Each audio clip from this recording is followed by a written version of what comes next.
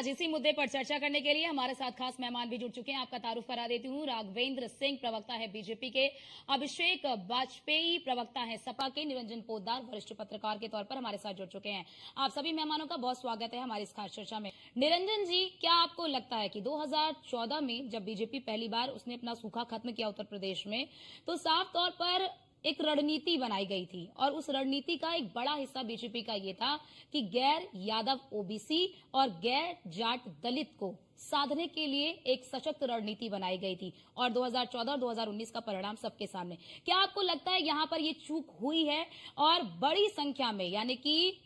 अगर बात कर ले ओबीसी वर्ग का और दलित वर्ग का, ये बड़ा वोट बैंक बीजेपी से छिटक कर सपा में चला गया? देखिए अर्चना जी, मैं शुरुआत करूंगा, आप बात कर रही हैं 2014 और 2019 की। मैं शुरुआत करूंगा 2002 से, क्योंकि उत्तर प्रदेश जिस तरीके से पूरे भारत के लिए राजनीति की एक प्रयोगशाला कहा जाता है, और यहाँ उत्तर प्रदेश के अंदर एक आपको खास बात और चीज देखेगी, और वो ये चीज है कि कोई भी फॉर्मूला यहाँ पे 5 साल 7 साल 8 साल 10 साल से ज्यादा कोई फॉर्मूला यहाँ पे किसी के लिए भी बहुत फलीभूत नहीं हुआ। चाहे उसके अंदर अगर हम बहुजन समाज पार्टी के उस समय की बात करें, जब काशीराम जी ने बहुजन समाज पार्टी की उत्तर प्रदेश के अंदर एक हिसाब से समझ लीजिए राइज किया था, या उत्तर प्रदेश के अंदर बहुजन समाज पार्टी को स्थापित किया था, उस समय कहीं ना कहीं केवल दलित समाज का साथ लेते थे। उसके बाद में आपने देखा होगा, मैं बात करता हूँ 2007 के अंदर, 7 के आता हूँ, 7 के अंदर मायावती जी ने एक फार्मूला निकाला जिसको हमने नाम दिया था सोशल इंजीनियरिंग। यानी कि सीधी सी बात आपको मैं बताऊं कि जो दलित और पिछड़े हैं वो बहुजन समाज पार्टी की एसेट है, और उसके साथ जो टिकट दिया जाए वो टिकट अपर कास्ट को दिया जाए, या जहां पे उनकी बहुत बहुलता है, यानी कि ओबीसी और अपर कास्ट को अगर टिकटें दी जाएगी तो वो ओबीसी अपर कास्ट और दलित वोट मिलकर के कहीं ना कहीं चुनाव के अंदर सफलता। और उसी चीज का परिणाम था कि 2007 के अंदर मायावती जी पूर्ण बहुमत के साथ सरकार बनाने में कामयाब हुई। लेकिन उसके बाद में आपने देखा होगा 2012 के अंदर जो मुलायम सिंह जी का एक फार्मूला था कि एमवाई और ब्राह्मण जो उन्होंने साथ में ब्राह्मण साथ में जोड़े, उसका परिणाम था कि 2012 में उनको आशातीत सफलता मिली। और निरंजन जी, एक चीज को मैं जोड़ना चाहती हूँ इसी बीच में, आप जैसा कि बता भी रहे हैं, क्योंकि एमवाई की एक छवि सपा में जुड़ी हुई है, लेकिन इस बार में देखिए कि जो 4-5 यादवों को ही जो टिकट दिया गया वो भी सपा के ही थे, परिवार के ही लोग थे, और मुस्लिमों में भी केवल 4-5 कैंडिडेट मुस्लिम उतारे गए। तो बड़ी बात ये कि जो हिंदू यानी कि मुस्लिम बाहुल इलाकों में भी सपा ने हिंदू कैंडिडेट को उतारा, और मुस्लिम सीटों पर भी जो सामान्य कह लीजिए कोई उम्मीदवार है उसे उतारा।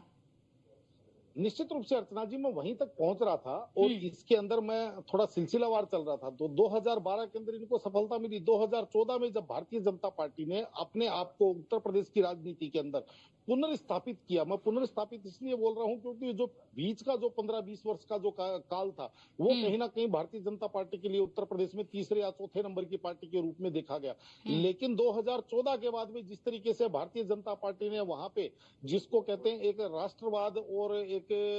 जिसको हिंदुत्व और एक सांस्कृतिक राष्ट्रवाद तथा दलितों को अपने साथ संगठित किया, और उत्तर प्रदेश के अंदर एक पूर्ण बहुमत की सरकार बनाई 2017 के अंदर, और उसके बाद में 2022 में भी विधानसभा के अंदर सरकार बनाई, 2019 का लोकसभा चुनाव भी जीता। लेकिन 2024 के लोकसभा चुनावों की बात करें तो भारतीय जनता पार्टी अपने उसी 2014 वाले फार्मूले को अपनाती हुई दिखी, और इनका एक सबसे बड़ा जो मुझे कमी नजर आई वो ये नजर आई कि ये जो जिस तरीके से मोदी और योगी के नाम पे इतने ज्यादा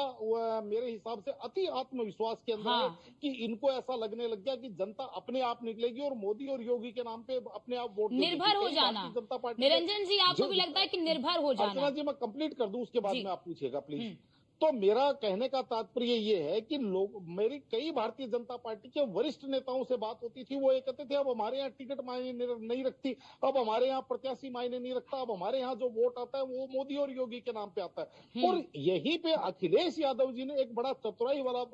भरा फैसला किया, जिस फैसले की अभी आपने भी चर्चा की कि पीडीए, और पीडीए के अंदर उन्होंने जिस तरीके से दलितों को और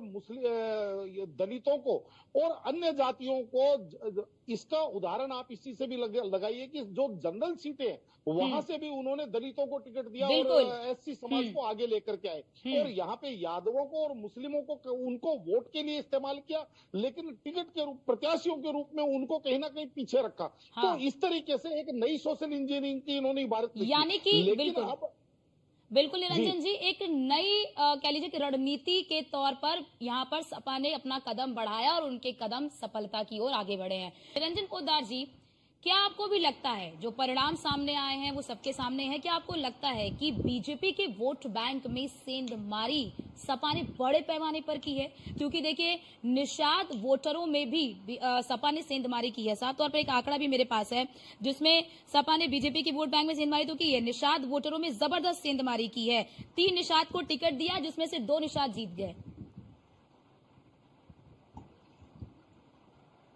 जनता पार्टी से मेरे हिसाब से कई मोर्चों के ऊपर इनसे त्रुटि हुई है। जैसे मैंने आपको बताया कि कोई भी चुनाव आप ये कोई भी आपकी नीति या रीति लगातार एक ही चीज आपकी हर बार कामयाब नहीं हो सकती और विशेषकर उत्तर प्रदेश की राजनीति की बात करेंगे तो उत्तर प्रदेश रोज हर बार नई राजनीति की प्रयोगशाला माना जाता है। और जिस तरीके से भारतीय जनता पार्टी ने चाहे सुहेल देव पार्टी को अपने साथ समाहित कर लिया, चाहे निषाद पार्टी को अपने साथ समाहित कर लिया, चाहे उन्होंने